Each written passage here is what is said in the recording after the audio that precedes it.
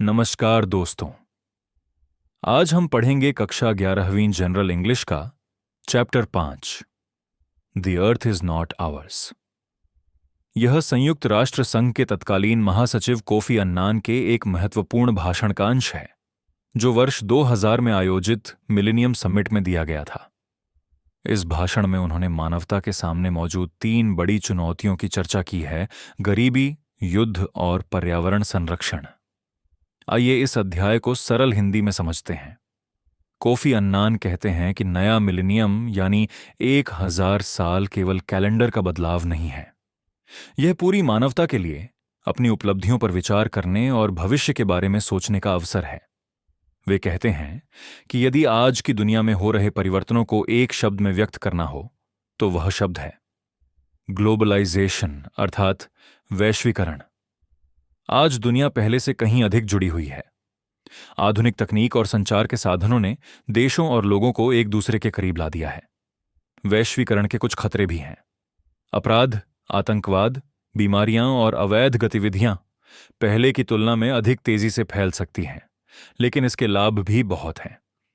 इससे आर्थिक विकास बढ़ा है, जीवन स्तर बेहतर हुआ है और देशों के बीच सहयोग तथा समझ में वृद्धि हुई है। हालांकि कोफी अन्नान एक महत्वपूर्ण समस्या की ओर ध्यान दिलाते हैं। वे कहते हैं कि वैश्वीकरण का लाभ अभी तक सभी लोगों तक नहीं पहुंचा है।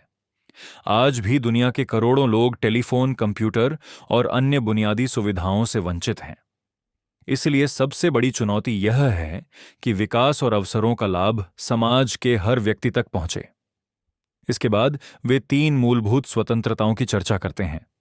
पहली है फ्रीडम फ्रॉम वांट, अर्थात गरीबी और अभाव से मुक्ति।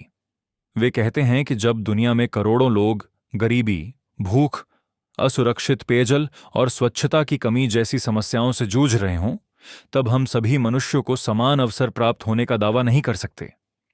दुनिया के कुछ लोग आधुनिक तकनीक और आर्थिक लाभों की चिंता करते हैं, जबकि करोड़ों लोग अपने परिवार के लिए भोजन जुटाने की चिंता में रहते हैं। यह असमानता मानवता के लिए एक बड़ी चुनौती है। दूसरी स्वतंत्रता है फ्रीडम फ्रॉम फियर, अर्थात भय और संघर्ष से मुक्ति। कोफी अन्नान बताते हैं कि देशों के बीच युद्ध कम हुए हैं, लेकिन आंतरिक संघर्ष और गृह युद्ध अब भी लाखों लोगों की जान ले रहे हैं।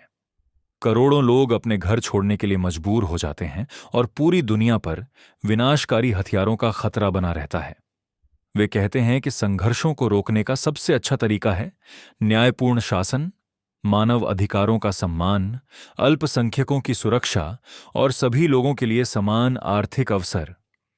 तीसरी और सबसे महत्वपूर्ण स्वतंत्रता है freedom of future generations to sustain their lives on this planet, यानी आने वाली पीढ़ियों के लिए इस पृथ्वी को सुरक्षित रखना। कोफी अन्नान चेतावनी देते हैं कि मानव गतिविधियों के कारण पर्यावरण गंभीर खतरे में है।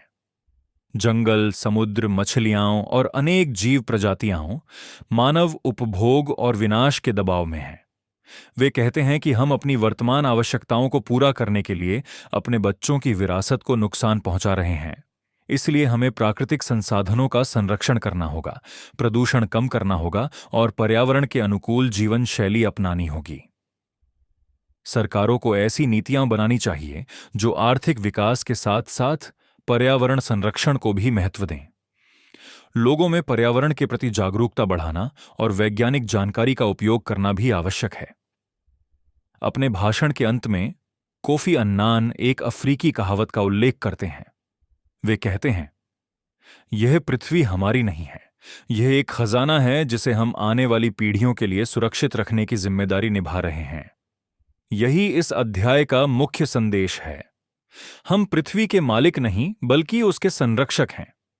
इसलिए हमें इसका उपयोग जिम्मेदारी से करना चाहिए ताकि भविष्य की पीढ़ियां भी सुरक्षित और खुशहाल जीवन जी सकें। अंत में कोफी अन्नान कहते हैं कि संयुक्त राष्ट्र संघ की सफलता इस बात पर निर्भर करेगी कि वह लोगों की समस्याओं का समाधान कितनी प्रभावी ढंग से करता है। दुनिया के लोग चाहते हैं कि उनके नेता केवल उपलब्धियों पर गर्व न करें, बल्कि भविष्य के लिए और अधिक जिम्मेदारी से कार्य करें। दोस्तों, इस अध्याय से हमें यह सीख मिलती है कि गरीबी, भय और पर्यावरणीय संकट जैसी समस्याएं पूरी मानवता की समस्याएं हैं। इनका समाधान केवल अंतर्राष्ट्रीय सहयोग, समानता और जिम्मेदारी से ही संभव है। कहानी का संदेश: यह पृथ्वी केवल हमारी नहीं है, यह आने वाली पीढ़ियों की धरोहर भी है। इसलिए हमें प्रकृति का सम्मान करना चाहिए, संसाधनों का विवेकपूर्ण उपयोग करना चाहिए और एक शांतिपूर्ण, न्यायपूर्ण तथा पर्यावरण अनुकूल विश्व के निर्माण में अपना योगदान देना चाहिए। यदि आपको यह वीडियो उपयोगी लगा हो तो इसे लाइक और शेयर अवश्य करें। अगर आपने अभी तक हमारे चैनल टैगोर स्मार्ट लर्निंग को सब्सक्राइब नहीं किया है तो अभी सब्सक्राइब करें और बेल आइकन दबाना न भूलें। और यदि आपको यह वीडियो पसंद आया हो तो YouTube के हाइप फीचर का उपयोग करके इस वीडियो को हाइप भी करें। धन्यवाद।